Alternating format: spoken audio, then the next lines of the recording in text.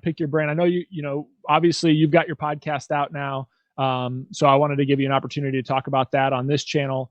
And then also really, I just wanted to kind of pick your brain. And you brought up before neurotrophic and neuropathic pain. And that's one I don't think neuropathic pain is one I haven't completely been able to feel like I've grasped well enough.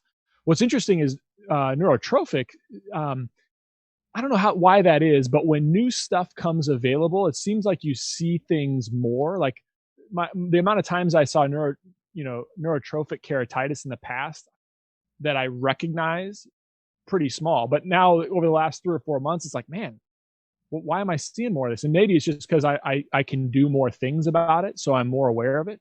But what's your sense of that? And what's your sense of like neuropathic pain? And how do you manage that? It's exactly the same. My diagnosed cases of neurotrophic keratitis prior to the introduction of oxygenate were 0 in my entire career, which has been a long time.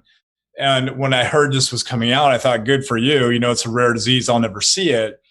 And I think, a couple things to that, similar for blepharitis, now that we have Tarsus coming out with something, no doubt you're going to see more B88.0 for diagnosis codes because doctors are going to look.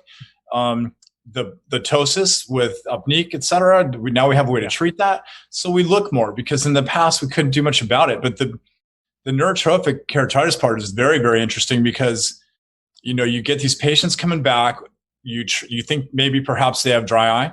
They've got SPK. You treat them. They're not really complaining symptomatically, but you can't get the cornea looking good.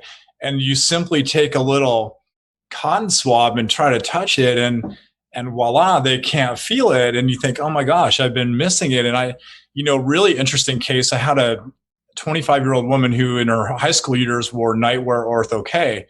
And she had this SPK. And I said, I'm going to test your corneal sensitivity. She said, oh, I don't have any sensation in my cornea.